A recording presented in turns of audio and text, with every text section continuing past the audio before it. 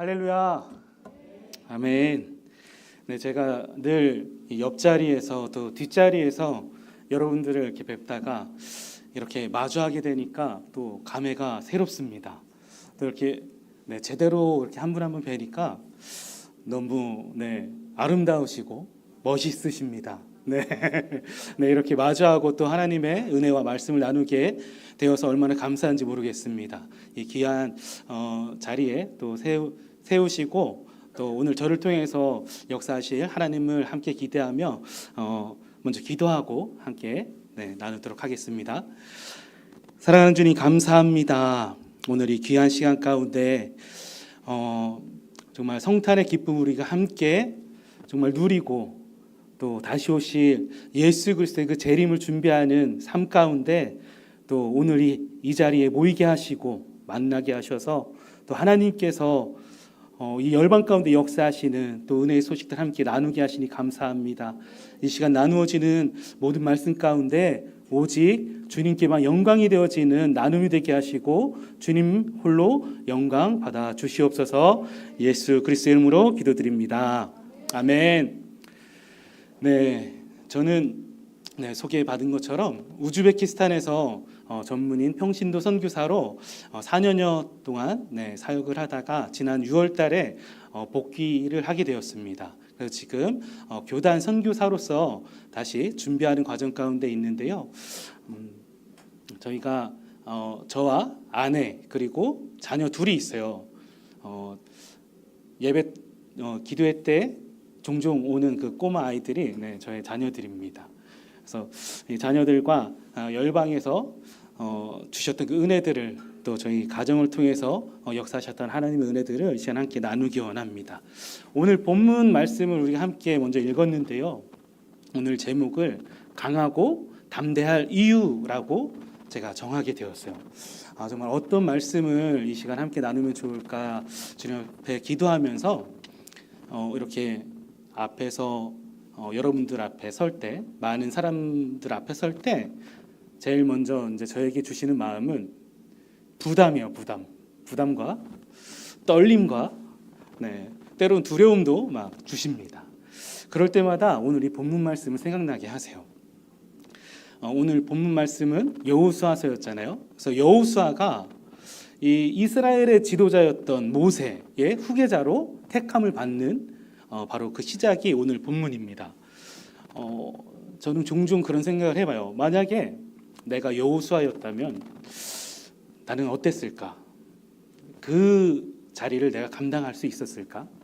이런 질문을 저에게 해봅니다. 그럼 저는 10번 물어보면 10번 다 노라고 대답을 할 것 같아요. 너무나도 그 자리가 갑자기 누가 공석이 돼서 그 자리를 감당하는 것이 아니라 정말 시원치 않은 사람을 내치고 그 자리를 다시 제가 감당하는 것이 아니라 정말 그 앞에 세워졌던 리더가 너무나도 그 역할을 잘 감당하던 그 자리를 이어서 감당하게 되는 그 순간이 온다면 정말 많은 고민이 될 것이고 부담이 될 것이고 그 자리를 정말 감사함으로 받고 나아간다는 것이 제 개인적으로 너무나도 쉽지 않은 일처럼 느껴집니다. 그런데 여호수아는 오늘 말씀을 보면 하나님께서 여호수아에게 이렇게 쭉 말씀을 하시잖아요. 모세를 이어서 내가 모세와 함께 했던 것처럼 너와 함께 할 것이니 두려워하지 말고 강하고 담대하라고 말씀을 하세요. 그 말씀을 들으면서 여호수아는 어떤 생각을 했을까요? 어떤 마음으로 그 말씀을 들었을까요? 저는 여호수아가 어떤 대답을 했는지 어떤 반응을 보였는지에 대해서 오늘 이 본문에는 나오지 않아요. 그런데 10절 말씀을 보면 나옵니다. 이에 여호수아가 이렇게 나옵니다. 이에 여호수아가 명령을 해요. 군대 장관들에게 명령을 합니다. 저 같으면 이 이야기를 듣고 모세가 처음 부르심을 받았을 때처럼 저는 말이 우둔한 자입니다. 저는 감히 능히 감당할 자가 못 됩니다. 거두어 주시옵소서. 이렇게 막 핑계도 대고 주님 앞에 막 앙탈도 부릴 것 같은데 여호수아는요 그러지 않았어요. 이에 하나님의 이 말씀을 듣고요, 바로 실행에 옮깁니다. 그렇다면 오늘 이 강하고 담대할 이유, 이 이유에 대해서 함께 나누고 싶었어요. 어떻게 이 여호수아는 이렇게 담대할 수 있었을까? 강하고 담대한 마음으로 이 역할을 바로 이어서 감당할 수 있었을까? 하나님은 왜 수많은 이스라엘 백성들 가운데 모세의 후계자로 여호수아를 택하게 되셨을까에 대해서 묵상을 하게 되었습니다. 그러다가 민수기 말씀에서 그 실마리를 좀 찾았어요. 민수기 27장 18절 말씀에 여호와께서 모세에게 이르시되 눈의 아들 여호수아는 그 안에 영이 머무는 자니 너는 데려다가 그에게 안수하고 라고 말씀을 하십니다. 밑줄 친 부분 보시면 여호수아는 그 안에 영이 머무는 자래요. 영이 머무는 자. 사람은 누구나 영과 혼과 육이 있잖아요. 근데 영이 머문다고 택하셨대요. 근데 영이 머문다, 선뜻 이해가 가지 않는 거예요. 그래서 저는 이제 우즈벡에서부터 우즈벡어 성경과 우리 개역개정 한국어 성경을 같이 보는 습관을 들였었는데, 우즈벡어 성경엔 어떻게 나와 있나 봤더니 이 영이 내 영이라고 나와 있는 거예요. 내 영, 하나님의 영이라고 나와 있어요. 그래서 우리 성경도 굉장히 많은 번역본들이 있잖아요. 좀 더 찾아보니까 다음 눌러주시면 그에게는 나 여호와의 숨결이 늘 머물러 있다, 이렇게 현대어 성경에 나와 있고요. 내 영이 그에게 있도다, 쉬운 성경과 우즈벡 성경이 이렇게 나와 있어요. 이 말씀을 읽어보니까 그래서 택하셨구나, 비로소 좀 깨닫게 되고 인정이 되었어요. 그 수많은 사람들 중에서 여호수아가 용모가 헌칠하고 늠름하고 용맹하여서가 아니라 여호와의 숨결이 늘 머물러 있었던 자, 또 하나님의 영이 그 안에 있는 자였기 때문에 하나님께서는 여호수아를 모세의 후계자로 택하셨던 것입니다. 아멘. 여기 계신 우리 한 분 한 분 모두 날마다 정말 우리가 숨을 쉬는 모든 순간 가운데 여호와의 숨결을 많은 삶의 자리에서 그렇게 증거하고 계신다고 믿습니다. 또 우리 안에 내주하시는 성령 하나님을 우리가 기뻐하며 늘 동행하는 줄 믿습니다. 아멘. 그렇기 때문에 우리도 모세의 후계자로 택함을 받을 기회가 있을 수가 있습니다. 여호와의 숨결이 늘 머물러 있는 자 여호수아, 하나님의 영이 그 안에 있는 자 여호수아. 그렇기 때문에 하나님께서는 여호수아를 후계자로 세우시게 되셨어요. 신명기 34장 9절에 보면 또 이런 말씀이 나옵니다. 모세가 눈의 아들 여호수아에게 안수하였으므로 그에게 제 영이 충만하니 이스라엘 자손이 여호와께서 모세에게 명령하신 대로 여호수아의 말을 순종하였더라. 여호와 하나님께서 모세에게 여호수아에게 안수하라고 말씀을 하시고 정말 그 명령을 따라서 모세가 여호수아에게 안수하였을 때 여호수아 안에 제 영이 충만하게 되었습니다. 그리고 이스라엘 자손들이 토를 달지 않았어요. 여호수아의 말에 토를 달지 않고 여호수아의 모든 말에 순종을 하게 되었습니다.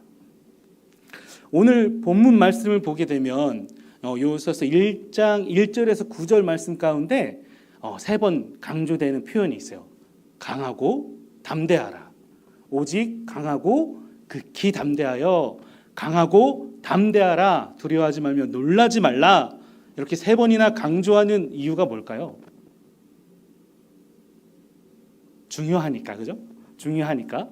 또 역으로 생각해 보면 여호수아가 어떤 마음이었는지, 어떤 반응을 보였는지 기록되어 있진 않지만 하나님은 알고 계셨던 거예요. 여호수아가 내색하고 있진 않지만 얼마나 두렵고 떨림으로 지금 그 자리에 서 있는지를 보고 계셨던 것 같아요. 그래서 강하고 담대해라, 힘을 내라, 용기 내라, 내가 너와 함께 할 거라고 말했잖아. 모세에게 했던 것처럼 너와 함께 할 거니까 강하고 담대하게 감당하자라고 계속해서 말씀을 하십니다. 우리 9절 말씀 한번 같이 읽어볼까요? 내가 내게 명령한 것이 아니냐. 강하고 담대하라. 두려워하지 말며 놀라지 말라. 내가 어디로 가든지 내 하나님 여호와가 너와 함께 하느니라 하시니라. 아멘. 아멘. 이 명령이 오늘 우리에게 주시는 명령인 줄 믿습니다. 내 하나님 여호와가 너와 함께 하느니라 말씀하신 하나님이 지금 우리에게도 함께 하시는 줄 믿습니다. 그리고 우리에게 명령하시는 줄 믿습니다. 제가 평신도 선교사로 우즈베키스탄을 나갔을 때요, 3년의 사역을 하고 다시 복귀해서 인터뷰를 합니다. 그래서 정말 이 사람이 다시 열방에 나가서 영혼들을 섬길 자격이 있는지를 다시 한 번 더 인터뷰를 하고 거기에서 또 재파송을 받던지 아니면 국내에서 신앙생활을 이어가든지 하게 돼요. 그런데 그 자리로 나아가기까지 제 안에 많은 고민이 있었어요. 정말 내가 이 열방에 다시 나가서 이 일을 계속해서 감당할 자격이 있는 자인가? 내가 정말 하나님께서 지난 3년 동안의 나의 이 사역들을, 나의 삶을 돌아보시며 그래 너 다시 가라 라고 말씀하실 자격이 있는가? 라고 고민하며 기도할 때가 있었는데요. 그때도 이 말씀을 쭉 읽다가 이 9절 말씀에서 딱 멈춰서게 하셨어요. 내가 너의 어떠함이 아니라 이건 명령이야. 명령이야. 이 명령이라는 단어에 제가 딱 마음을 두게 되면서 그 두렵고 떨렸던 마음들, 불안했던 그 모든 마음들이 정말 평안해짐을 느꼈습니다. 우리 형제분들, 이제 군대에 다녀오신 분들은 다 공감하시겠지만 상관의 명령을 따르는 자는요, 그 책임이 없어요. 명령을 한 사람이 책임을 지는 거지 명령을 받아서 행하는 자는 책임이 없습니다.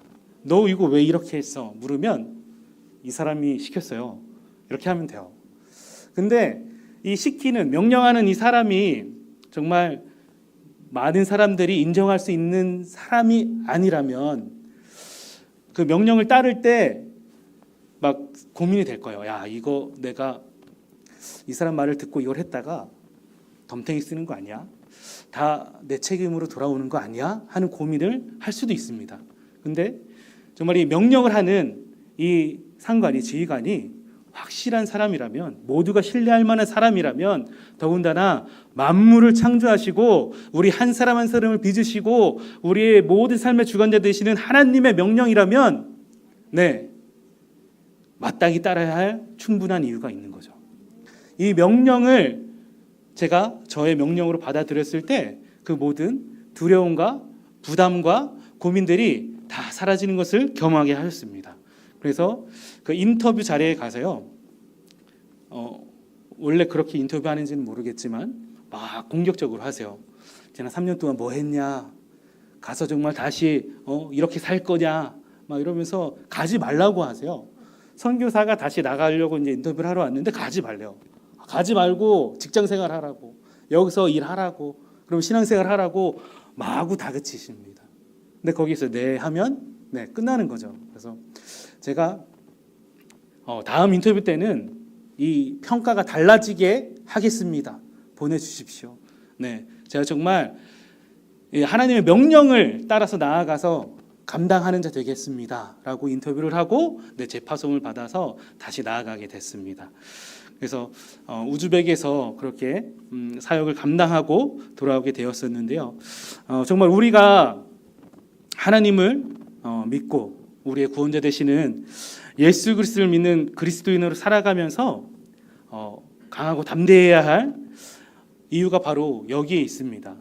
늘 우리와 함께 하시겠다고 말씀하신 여호수아에게도 말씀하셨고 또 모세에게도 말씀하셨던 그 하나님이 우리의 하나님이시죠. 아멘. 그렇기 때문에 우리는 두려울 때, 부담이 될 때 이 말씀 기억하시면서 정말 다시 마음을 새롭게 하시고 나아갈 수 있는 우리 한 사람 한 사람 되기를 주님의 이름으로 축복합니다. 아멘. 저는 앞서 말씀드린 것처럼 평신도 선교사로 열방에 나갔어요. 우즈벡에 나갔는데 그럼 제가 평신도일 때 직업이 있었을 거잖아요. 제가 어떤 일을 했냐면 한 20년 동안 자동차를 고치는 일을 했어요. 자동차를 고치는 일을 하는데 제가 카센터도 운영을 했었거든요. 근데 이 카센터에서 가장 빈번하게 하는 일 중에 하나가 자동차 이제 운행하시다 보면 엔진 오일 교체하잖아요. 그 엔진 오일을 하루에도 몇 대씩 교체를 해요. 근데 엔진 오일을 교체하고 새로운 오일을 넣어주고 또 점검을 하고 차를 내보내는 그 일을 하던 가운데 하나님께서 저에게 엄청난 시련을 주셨어요. 그때까지만 해도 제가 30대 초반에서 중반까지 이 카센터를 운영을 하는 가운데 정말 성실한 모습으로 운영을 했습니다. 근데 그때까지 저는 열심히 교회를 다니는 청년이었어요. 그런데 어느 날 우리 주인집에 이 카센터를 저에게 임대를 준 주인집에 고모부가 단골 손님으로 오시는데 이 엔진을 교체하고 나갔어요. 근데 며칠 지나지 않아서 전화가 옵니다. 고속도로를 달리는데 계기판에 불이 들어오다가 차가 멈췄대요. 그래서 그러면 빨리 가까운 정비소에 가서 한번 점검을 받아보세요 했더니 이 엔진 오일을 교체할 때 오래된 오일을 빼고 여기를 막고 위에서 오일을 붓잖아요. 근데 이 막는 볼트를 제가 손으로 이렇게 꽉 조이고 한 번 더 힘을 줘서 공구로 조여야 되는데 이걸 깜빡했나 봐요. 그래서 이 볼트가 아예 빠져버렸대요. 그래서 엔진이 고장 났대요. 그러면 이 엔진 수리비가 한 300, 400 이렇게 나와요. 정말 그때는 너무 당혹스럽고 이걸 너무나도 이걸 어찌 해야 할까를 막 고민도 했지만 너무나도 당황스러워서 일단 제가 책임질 테니까 서비스 센터로 가셔서 가까운 데 가서 수리를 하십시오 하고 이제 다 제가 지불을 해드렸어요. 그리고 얼마 지나지 않아서 또 비슷한 문제로 엔진이 또 손상이 되는 일이 발생이 되면서 정말 한 달 동안 열심히 일해도 벌 수 있을까 말까 이 재정들이 펑펑 나가는 것을 경험하게 하셨어요. 그때까지 저는 정말 저의 열심으로 성실하게 신앙생활을 하고 있다고 하나님 앞에 정말 부끄럽지 않게 살고 있었다고 그렇게 생각하고 지내왔었는데 그렇게 어려움들이 닥치니까요. 비로소 정말 이 모든 물질의 또 만물의 주관자 되시는 하나님을 인정할 수밖에 없게 되는 그런 사건이 있었습니다. 그제서야 저는 하나님께서 나에게 왜 이런 시련을 주실까? 처음에 원망하는 마음으로 시작을 했다가요. 하나님이 정말 나에게 원하시는 어떠한 뜻이 있지 않으실까? 대체 왜 연거푸 이렇게 어려운 시련을 저에게 주시는 걸까? 라고 계속 기도하며 물었습니다. 그러다가 하나님께서 정말 나에게 원하시는 삶은 이렇게 열심히 일하고 교회를 다니는 이것으로만 만족하시지 않을 수 있겠구나. 그렇다면 정말 하나님은 내가 어떻게 살아가길 원하실까를 고민하게 하셨고 기도하게 하셨어요. 그러다가 우연히 선배의 권유로 어떤 선교 훈련 프로그램에 참여하게 됐는데 그때 처음 오셨던 선교사님이 강의 메시지 중에 그런 말씀을 하시는 거예요. 혹시 여기에 자동차를 고치시는 분이 계시냐? 제가 아랍의 요르단 선교사인데 만약에 계시다면 요르단 선교사로 가시기를 축복합니다. 자동차만 고쳐도 영혼들이 몰려옵니다. 자동차 고쳐주면 그 영혼들이 자연스레 몰려들고 그들과 교제할 수 있고 그들에게 복음을 전하는 아주 좋은 통로가 됩니다. 라고 말씀을 해주셨어요. 그제서야 저는 어쩌면 하나님께서 저에게 그 순간 말씀해 주시는 것 같았어요. 내가 너에게 원하는 삶이 이거라고. 너가 지금 그동안 해왔던 이 일을 가지고 나의 일을 할 수 있다라고 저에게 말씀해 주시는 것 같았어요.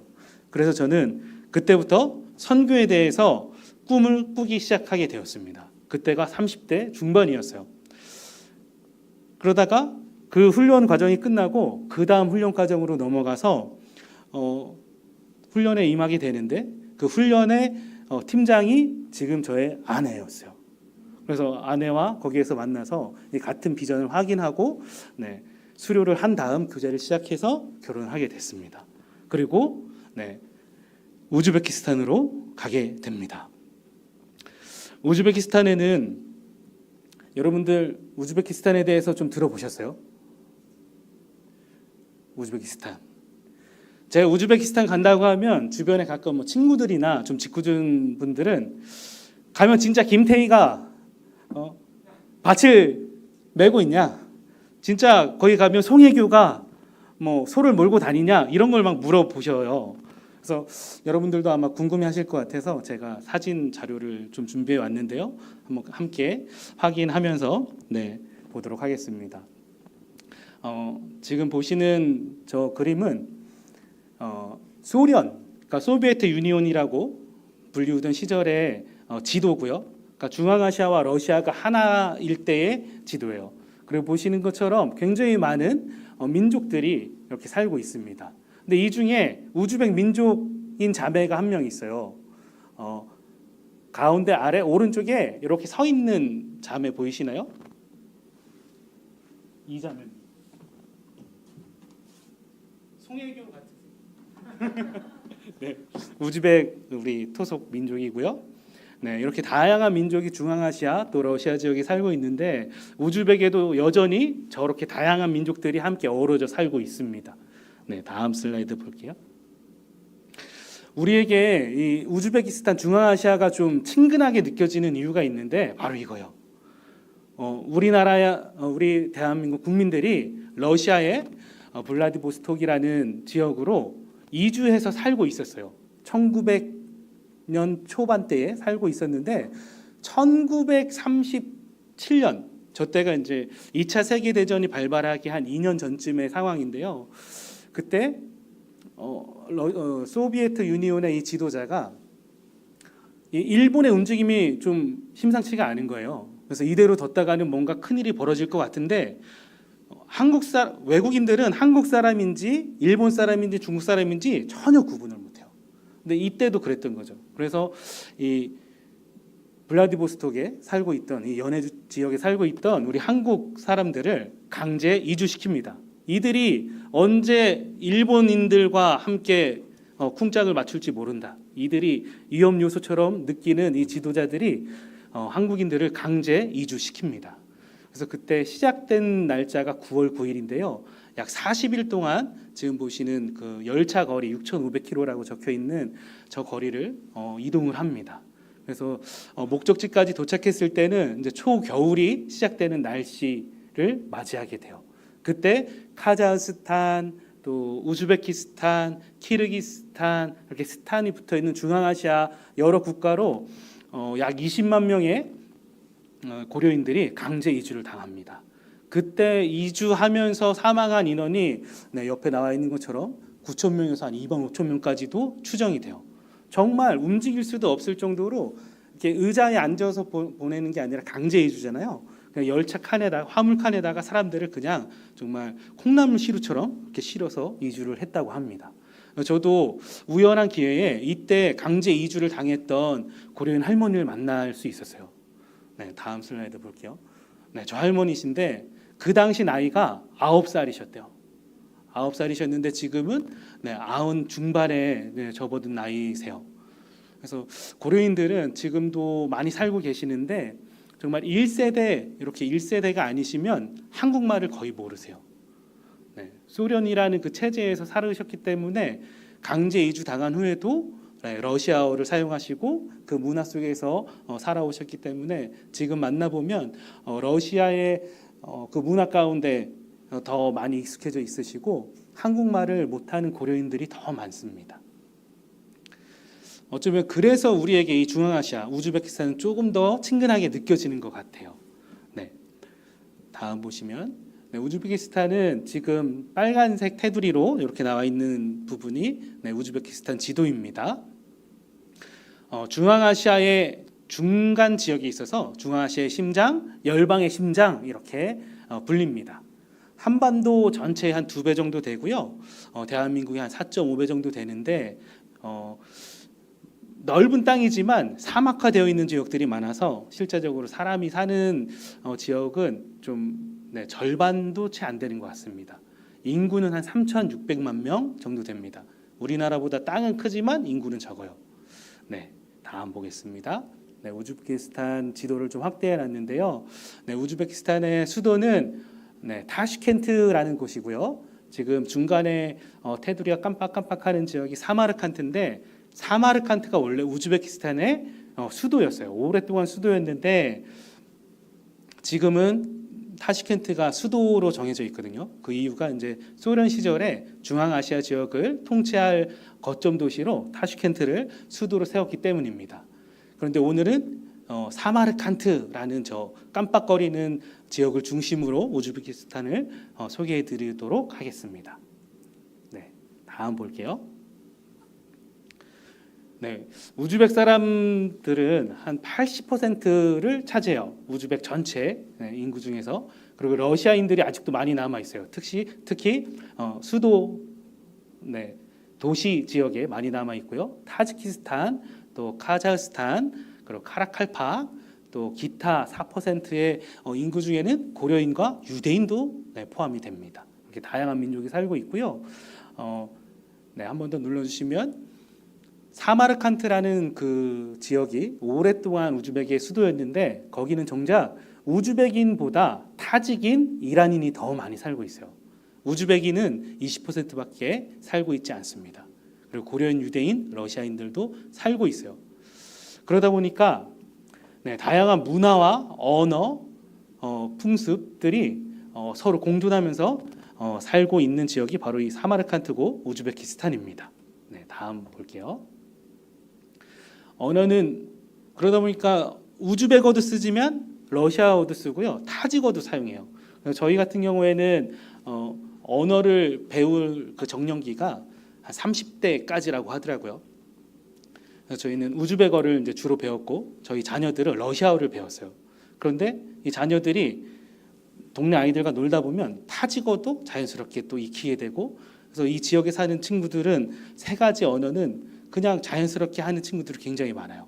그냥 엄청난 은사인데 다들 그러니까 은사인 줄 모르고 살아가는 민족이 우즈벡 민족입니다. 네, 다음 볼게요.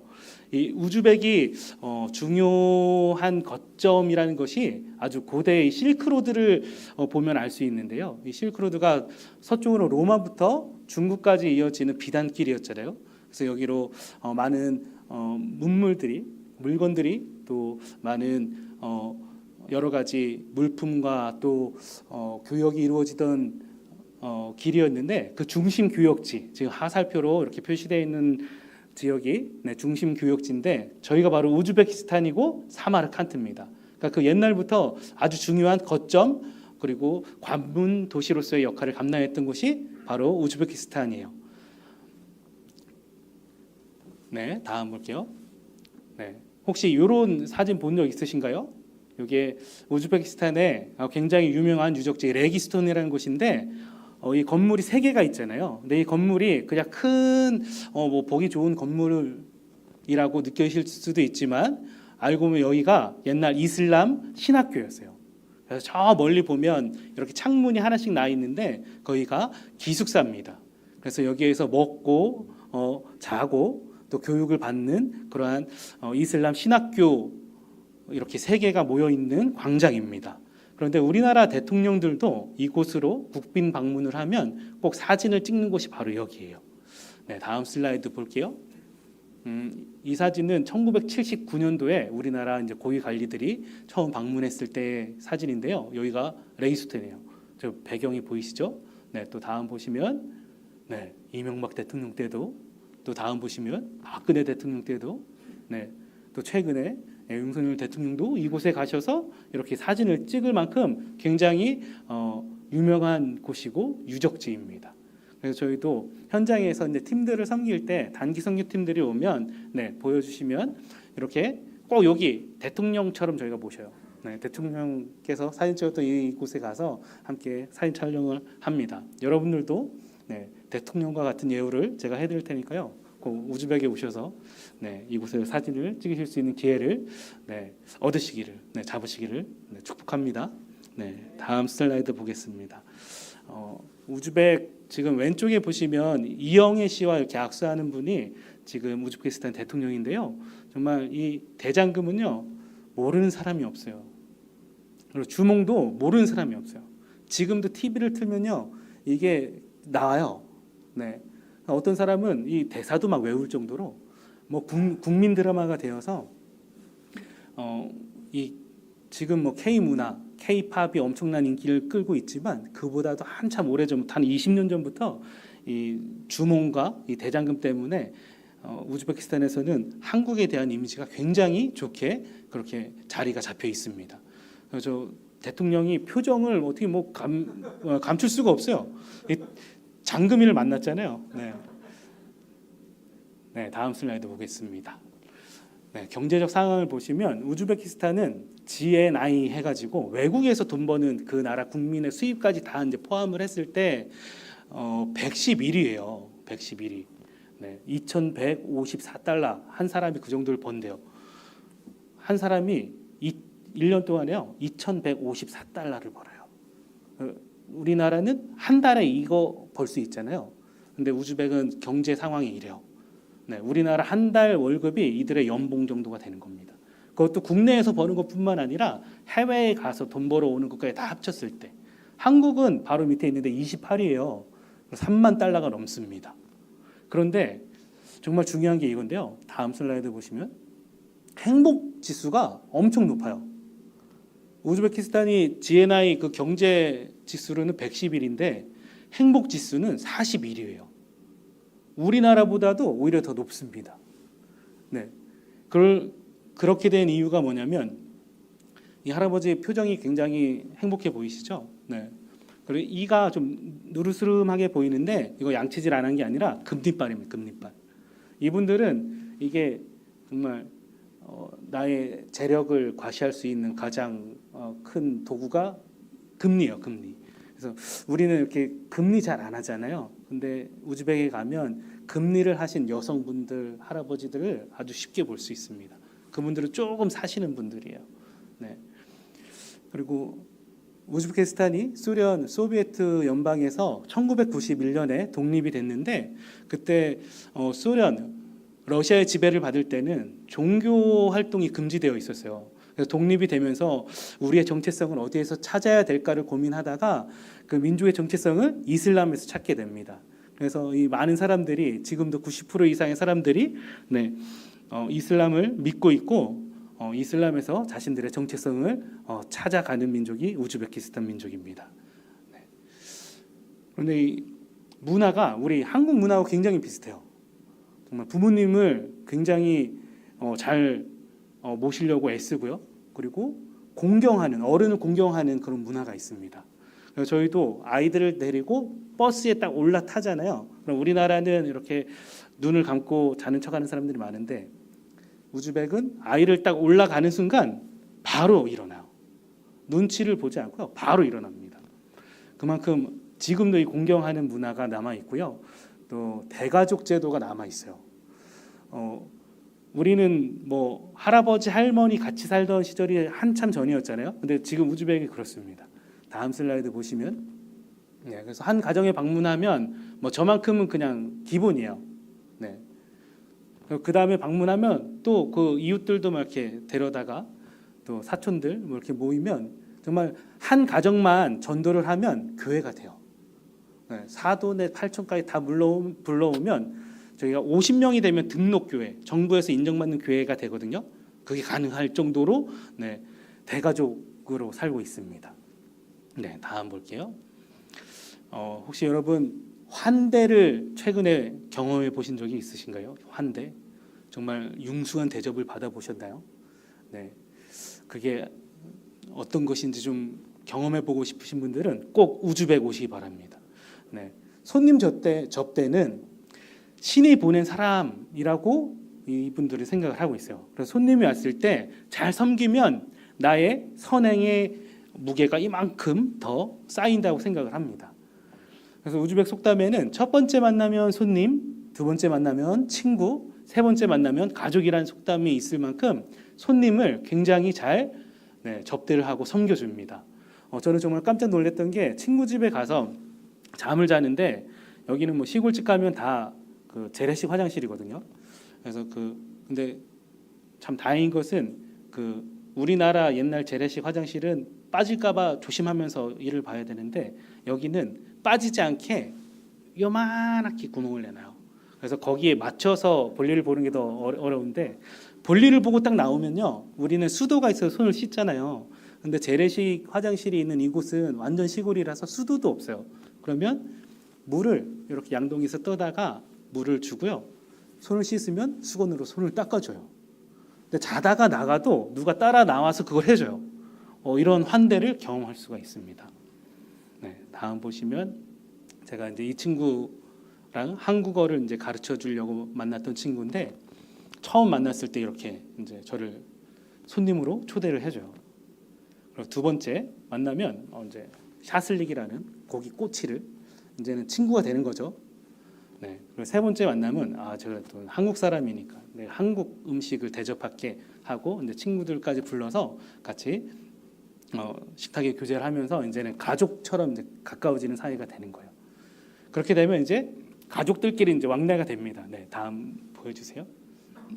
네, 저희 아들이 어렸을 때인데, 네, 아이들이 있으면 이 분위기가 얼마나 정말 자연스러워지고 정말 그 관계가 급격히 가까워지는지 모릅니다. 네, 할머니도요. 네, 요 아이들이 가면은 완전 무장해제가 됩니다.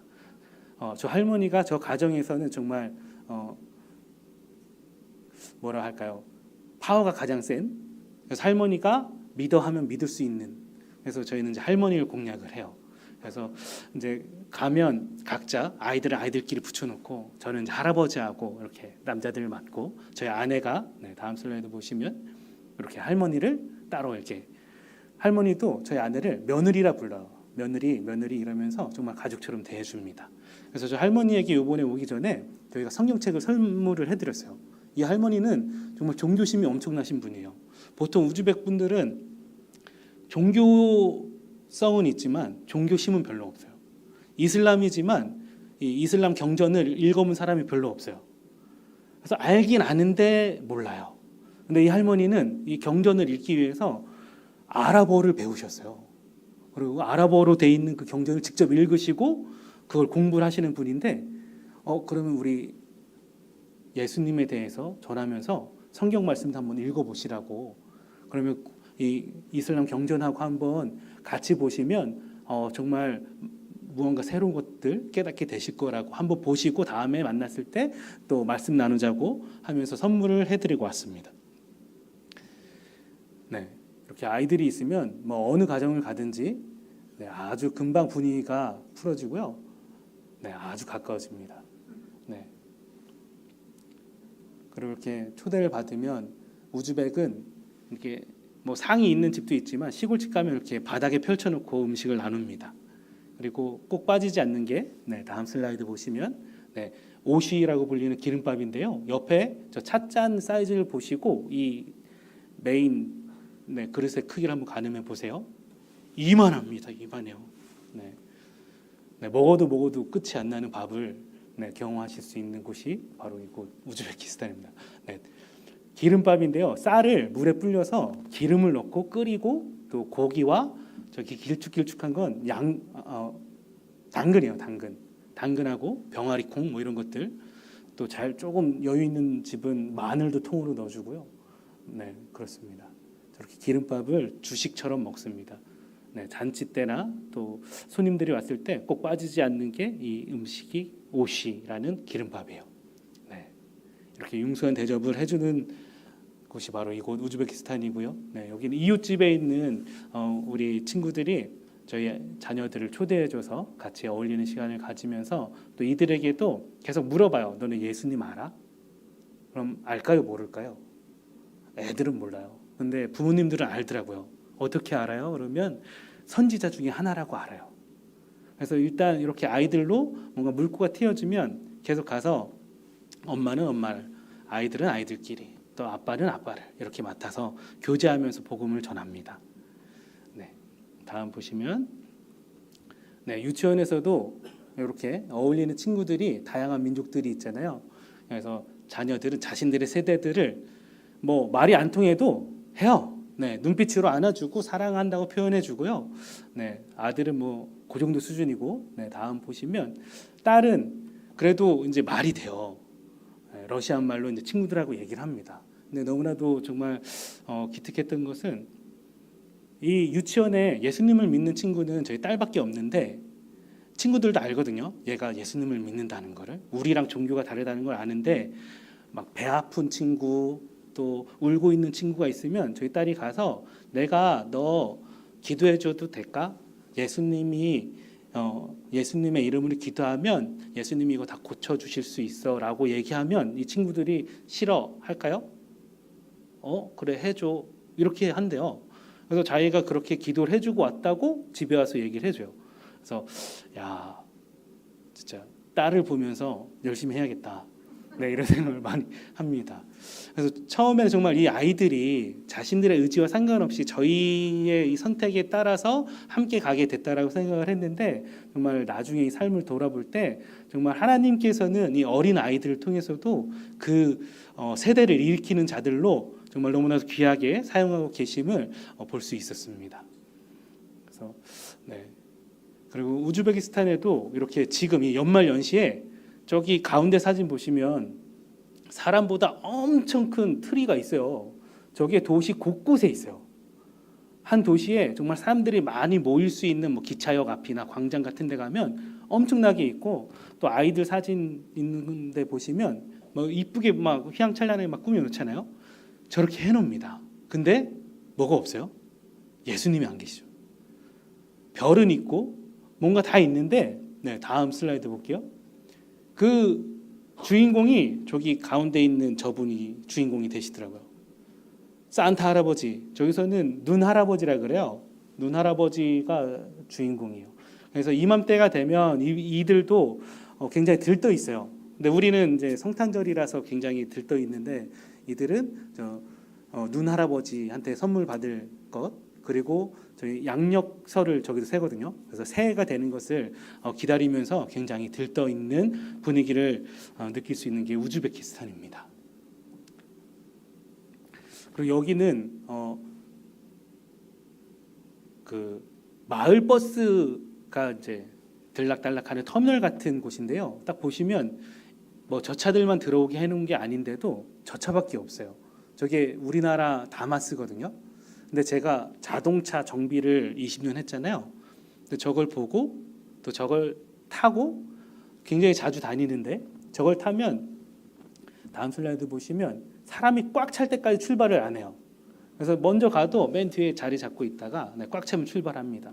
그래서 계속 이렇게 차를 타고 다니고 또 저 지역에 있는 많은 차들을 보면서 이 비자, 이 해외에서 생활할 때 비자가 굉장히 중요한데 비자 창출을 위해서 내가 정말 전문적인 분야를 어떻게 개척을 하면 좋을까 고민하다가 뭐 새로운 거 하지 말고 내가 했던 거 여기에 접목을 해보면 좋겠다라고 마음을 주셔서, 네, 다음 슬라이드 보시면 이렇게 현수막을 내걸고요.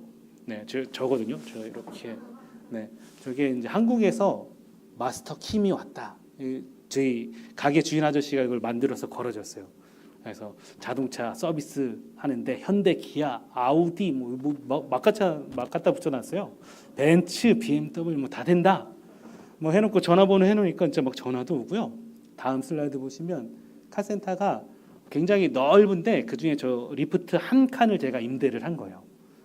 근데 이제 사람들은 오면 그게 전부가 제 건 줄 알고 잘해놨다고 막 하면서 막 옵니다. 그래서 와서 이제 차를 고쳐주기도 하고, 또 이들이 와서 실제적으로 제가 이제 거의 5년을 우즈벡에 살면서 그동안은 이 친구들하고 만나서 초대받아서 가서 경험했던 우즈벡은 정말 손님이니까 잘 해줄 수밖에 없잖아요. 근데 카센터를 하면서 비로소 이 친구들의 정말 그 본성을 좀 경험할 수 있었어요. 네. 이들이 우즈벡스러움이라고 표현하는 문화가 있는데, 네.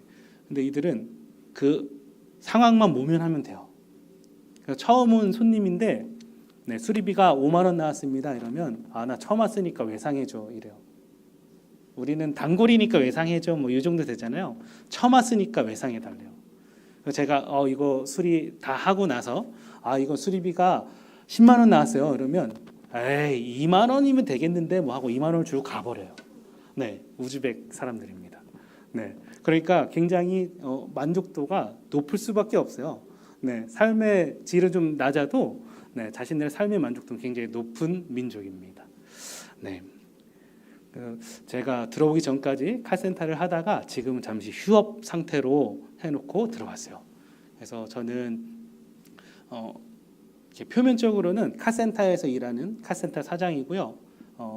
이 사진은 사역 사진들인데 한국에서 여성 팀들이 이렇게 우즈베키스탄으로 옵니다. 그러면 우즈베키스탄의 그리스도인 여성분들하고 이렇게 만나는 시간을 갖게 해드려요. 그래서 같이 기도하고 또 예배하고 이런 시간들을 갖는데 말이 안 통하잖아요. 우리 여성분들이 와서 말이 안 통해도 성령님이 역사하시면 그 한 성령의 운행하신 가운데 엄청난 은혜들이 있어요.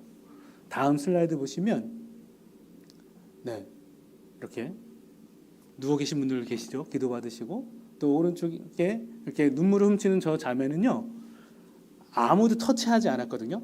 근데 찬양하며 예배하는 가운데 이렇게 팔이 이렇게 짝짝이었는데 이렇게 맞춰졌대요. 뭐 아무것도 하지 않았는데 같이 예배하는 가운데 그런 역사도 보여주십니다. 네, 다음 보시면 네, 여기는 이제 글로벌 팀, 막 미국에서도 오고요. 또 다음 보시면 동남아에서도 오고요. 뭐 이렇게 오는 팀들이 어떻게 연결이 되면 네, 같이 섬깁니다. 그럼 이들이 와서 하는 일들은 이 땅에 사는 친구들한테 복음을 전하는 일이에요. 나가기 전에 저렇게 335 조를 짜서 기도하고 나가서 네, 다음요. 네, 어디든지 가서 복음을 전합니다. 이렇게 학생들도 와서 복음을 전하는데 복음을 전할 때는 우즈벡 말로 전해야 되잖아요. 근데 저게 한글로 써주는데 저걸 읽어주면 이 사람들이 믿을까요? 안 믿을까요? 알아들을까요? 못 알아들을까요? 되게 신기한 건 애들이 전하면 영접자가 되게 많이 나와요. 왜냐하면 애들은 자기네 말만 해요. 그리고 오케이가 나올 때까지 해요. 그러니까 영접했다고 적어 오는데 나중에 만나보면 그냥 애들이 하도 물어봐서 그냥 그렇다고 해줬다고 하는 경우들이 많이 있습니다. 네, 다음 보시면 그래서 복음을 전하고 복음에 이제 반응이 있는 친구들이 있으면 저희가 연락처를 받아서 재방문을 해요. 그래서 저희 아내가 재방문해서 다시 한번 복음을 전하는 네, 사진이고요. 다음 보시면 네, 이 친구는 저희가 처음 우즈벡 갔을 때 현지 그리스도인을 만나고 싶습니다. 기도를 했는데 이 친구를 우연히 만나게 하셨어요. 그래서 이 친구를 통해서 이 친구의 가정이 네, 다음 슬라이드 보시면 네, 이 선교 훈련을 받게 되었고요. 네, 다음 슬라이드 보시면 네, 초청을 받아서 이 친구가 섬기는 교회를 가보게 되었어요. 근데 깜짝 놀란 게 문을 열고 딱 들어갔는데요. 이렇게 한글로 현판이 있는 거예요. 네, 대한예수교 장로회 주마 신창교회. 그래서 물어봤더니 소련에서 독립이 됐을 때 한국 교회에서 엄청난 선교사님들이 우즈베키스탄과 중앙아시아로 나가셨었는데 그때 세워진 교회였어요. 그래서 지금도 이 교회를 담임하시는 목사님은 고려인 3세 목사님이세요. 네, 그런 교회들이 우즈베키스탄에 아직도 많이 있습니다. 네, 다음 볼게요. 네, 교인들이고요. 여기도 보시면 네, 송혜교도 있고요. 네, 전지현도 있습니다. 네, 네, 다음 볼게요. 네, 또 현지에는 음악 교육이 없어요. 네, 정식 교육 과정 가운데 음악 교육이 없어서 믿는 청년들을 대상으로 음악 교육, 예배자 스쿨을 이제 하면서 같이 섬겼던 사진입니다. 네, 다음요. 또 학교 팀들이 왔을 때도 이제 현지 교회를 방문해서 함께 네, 예배하고 네, 다음 함께 교제하면서 네, 서로의 믿음을 또 나누고요. 이렇게 90% 이상이 이슬람을 믿는 나라에서 이 예수님을 믿고 이 믿음을 지켜간다는 게 결코 쉬운 게 아닌데 이렇게 방문하는 믿음의 동역자들이 함께 교제하는 것만으로도 이들이 엄청난 힘을 얻습니다. 네, 그리고 이 교회는 저희가 이제 자주 교제하던 교회인데요. 여기는 대부분의 교회가 우즈베키스탄은 정부의 통제하에 있어요. 그래서 등록되어 있는 교회들은 정부에서 CCTV도 달아놓고 감시를 할 정도예요. 그런데 이 교회는 굉장히 담대해요. 한국 교회나 미주 교회의 지원 없이 독자적으로 개척이 되고 건물을 이렇게 지어서 교회가 세워졌습니다. 그래서 어떠한 타치도 받지 않기 때문에 굉장히 자유하게 예배를 하는 교회고요. 또 러시아어와 우즈베거를 동시 통역하면서 복음을 전하는 교회예요. 그래서 저희도 이 교회와 함께 협력을 했습니다. 돌아오기 전에도 다음 슬라이드 볼게요. 함께 예배하고 이렇게 돌아오게 되었는데요. 다음요. 다음 보겠습니다. 우즈벡 기독교 상황 보고 이제 마무리하겠습니다. 우즈벡은 민족 구성이 한 130여 개의 민족이 있고요. 그중에 우즈벡 쪽이 80%, 다민족, 아까 말씀드렸던 다양한 민족들이 한 20% 있습니다. 교회 형태는 가정교회가 있고 등록교회가 있는데 등록교회는 정부에서 인정하는 교회예요. 그래서 교인이 50명 이상 돼야 되고 건물이 있어야 되고, 그런데 그런 조건을 갖출 수 없는, 또 대부분의 러시아어를 사용하는 사람들이 모이는 곳이 등록교회고, 우즈벡 사람들이 모이는 곳은 가정교회예요. 대가족이기 때문에 한 가장이 믿으면 그 가족 전체가 회심하고 돌아오게 되고, 그렇게 되면 가정교회가 그렇게 세워지게 됩니다. 공동체 수를 보면은 우즈벡 전체 인구 중에 한 많게 봤을 때 한 10,000명 정도, 그리고 다민족 중에 이 러시아 사람들을 중심으로 한 다민족이 한 5만 명 정도 신앙을 이어가고 있고요. 복음화율을 보면 우즈벡 사람들만 기준으로 봤을 때는 0.02%의 복음화율을 기록하고 있는 곳이 우즈벡입니다. 다음 볼게요. 그래서 여기는 우즈벡 가정교회예요. 이렇게 가정에 모여서 이렇게 가장을 중심으로 이렇게 함께 예배하고 또 식탁의 교제를 나누면서 이렇게 예배를 드리는 가정교회들이 곳곳마다 있습니다. 근데 등록교회가 있고 가정교회가 있잖아요. 가정교회는 불법인 거예요. 그러니까 이 모임을 하다가 경찰에 적발이 되면 벌금을 내거나 아니면 감옥에 가야 돼요. 그래서 이 사람들은 믿음을 지키고 있지만 자기가 믿는다는 것을 공개하는 것에 대한 두려움들이 있어요. 또 다른 가정 공동체와 함께 연합하는 것에 대해서도 두려움이 있습니다. 누가 진짜 믿는 사람인지 아니면 저 중에 끈앞풀이 있는지를 모르기 때문에 연합하는 것에 대한 굉장한 두려움이 있어요. 그래서 저희가 가서도 참 많은 애를 썼던 것이 연합해야 됩니다.